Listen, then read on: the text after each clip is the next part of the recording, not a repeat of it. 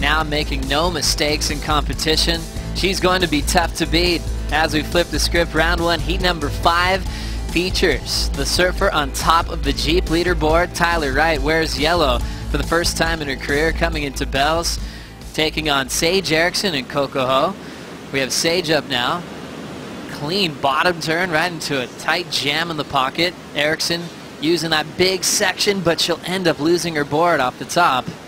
So off to a couple of big turns and then loses the finishing move into the first couple of minutes of this heat. When you look at Bell's Bowl compared to Rincon, as we now watch this, we'll see the roll-in from Hawaii's Coco. Always has that steady pace, easy tempo, and a beautiful style representing Oahu. Nice draw off that top turn wrap, and now Coco with a lot more speed. Carves it under the lip real quick. Nice clean lines, not rushing anything, and Coco will wind up for that rebound section. She's hoping for an inside track here. Starting to give her a little lip to hip. Full wrap off the top. And Coco just continues with a series of forehand turns. And she'll hop out of there. A lengthy ride. Match the pace with her maneuvers off the top. And there's more waves on the way. Current world number 1, Tyler Wright, looking to recover from her last fall. Tyler hard off the bottom and a big first turn, but she slips off again. Well, maybe a little bit of pressure from that yellow jersey. Obviously, I watched Tyler paddle out. I watched her get a couple of warm-up waves, and she was literally on fire. Look at DeSouza last year, when it almost felt like when he would hand the jersey off to guys like Mick in the world title race, then he had something to go for. He liked being the underdog coming from behind. As we look at Tyler again, opening carve out the back, plenty open face, draws that high line, down carve once again. Solid maneuver choice for Tyler Wright, and now looking to finish up nice and strong. Big section to work with. Tyler drills it.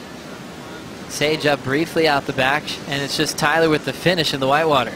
You know what? I love that wave there from Tyler. There was nothing radical. She knew she had to get her confidence back. That was a great way to do it. 22 minutes and 50 on the clock. So Tyler with a couple little hiccups in the beginning of the heat.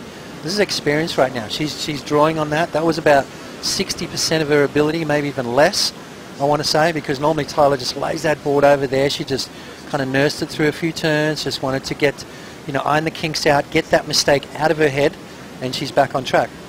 And now seeing that takeoff from out the back, water roll in. How'd you like the first turn? Yeah, just nice and smooth, no mistakes, and that's what you got to do. You get your confidence, find that sweet spot on your board. Right there again, you can see normally she really drives into those turns. There she kind of just held the rail, making sure she got around this section. This is going to build her confidence. The further she goes down this along the line here on this wave, the more confidence she's going to build, the better she's going to come back. So Tyler Wright back on track, 22 minutes remaining. So Tyler Wright's always been a threat here in competition at the Rip Curl Pro Bells Beach, surfing in front of her major sponsor. As we see a fun-looking wave out the back, this is Coco. Coco with a lot of drive. She'll have to wait for that first turn with that section coming down. Another section is going to delay this big first turn, but it's solid. Nice clean line off the bottom. Wraps it. 2 solid moves for Coco. And a clean wrapping cutback once again, and she'll sneak out. Yeah, a little bit of downtime at the beginning of that wave there, Joe. You could tell the further down the line she started going, the more power she started putting into her turns. Obviously conditions very tricky here. That tide's going out. There's a lot of lump and bump on the face of the wave. So when you set your rail, you draw off the bottom. If you hit a bit of a chop, it's almost like the board and the fins leave the water a bit and you lose that drive.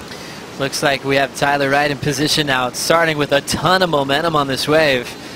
Now where's she going to put it? Goes for a huge layback off the top. And now we've seen that third similar fall in this matchup to start. Tyler just working on something huge on that big opening section.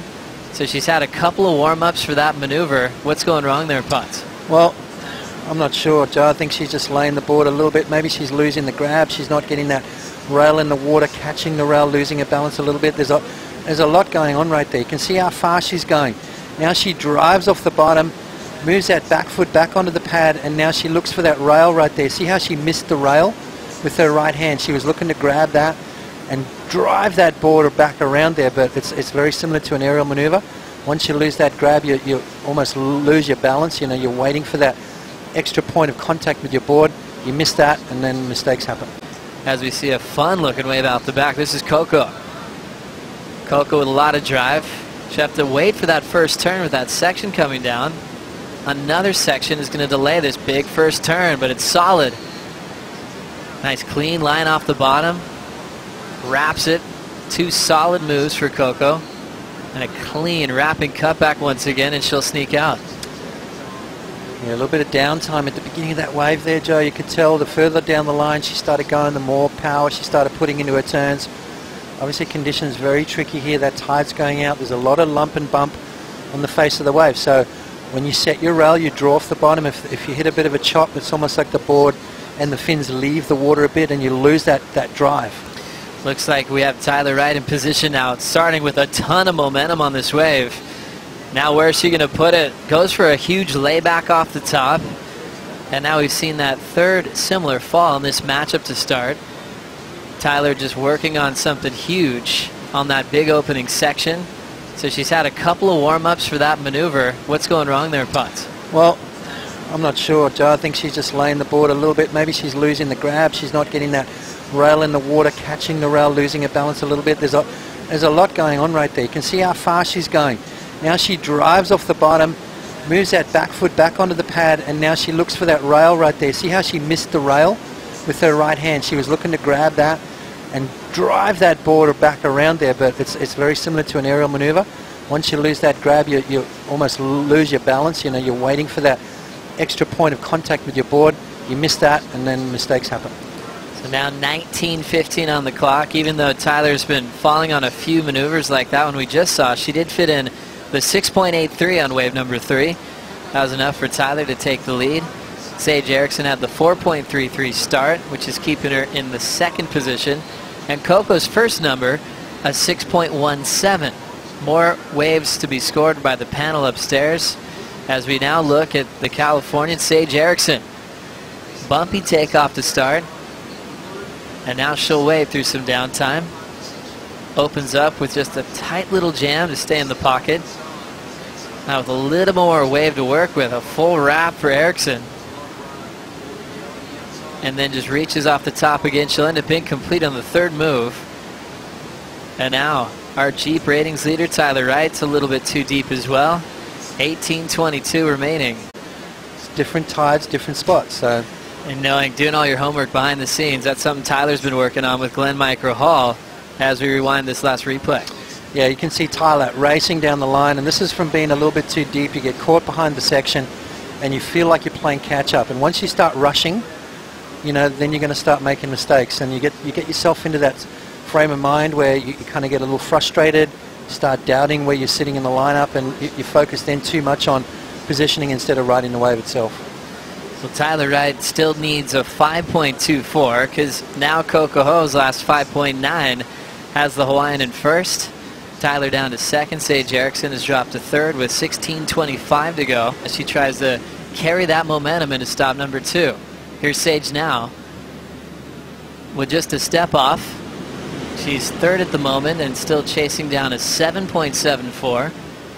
Coco with the lead and priority is going to commit to this wave, and she will roll in. Coco starting with a lot of speed down the line, setting up that first hook.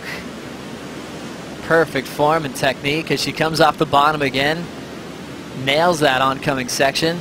Now into a good part of the wave, she draws it right back towards the beach for a solid finishing move. Coco making all the right decisions on her first 2 waves, and now it's making 3 putts. See how when you take your time with this wave, Joe, Coco fit those turns absolutely perfectly where you want them to fit. And we'll see who ends up on top of this one in 2016. At the moment, leading this heat is Coco Ho, representing Hawaii, the 6.17 and a 5.9. And while we were away, we had Sage Erickson pick up this one, Potts. Yeah, you know, Sage started off on the Gold Coast with a quarterfinal result. This wave here proven very tricky. And as Sage always does, goes for it. She knew she had to do something special there. There wasn't a lot on offer. And just throwing caution to the wind, that wave there bucking her off. Here we go. Also Coco Ho keeping that rhythm nice and solid as we check out the replay. Yeah, you can see just nice and smooth. Get that first turn in, get that confidence up, and now it goes straight off the bottom, and that's exactly what she did. So she's found that groove on the wave. It's allowing her to just open up with some beautiful turns, connecting the dots nice and clean. Now Coco live action out the back. Big section, late hit, and she's down. But a dreamy start to this matchup for Coco. A 6.17 was her start. Wave number 3 in the excellent range at an 8.03. Here comes Tyler on road to comeback. Right now just stretching out this right. Big power hook jam to get things underway. And now Wright just fades it one more time. 2 beautiful forehand hooks and a third with a rebound section. Tyler looking to finish, winds up, clean snap, and still has some speed to burn.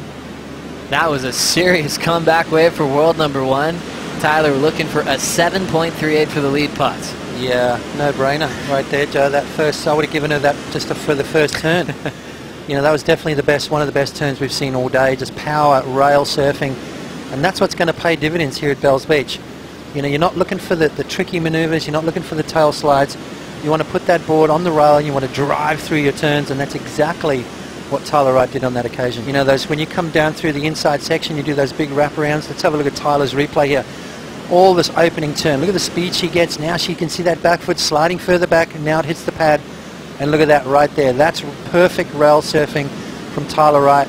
Precision with speed, power and flow, which really is ticking a lot of the boxes for the judging criteria. She brings it through the inside. One more turn is just going to solidify a massive score. As we see that solid finishing move for Tyler, keeping that rail in the water. A lot of big power hooks along the way. As we check out another beautiful angle here. Yeah, nice water shot here. You can see her racing down the line, picking her time.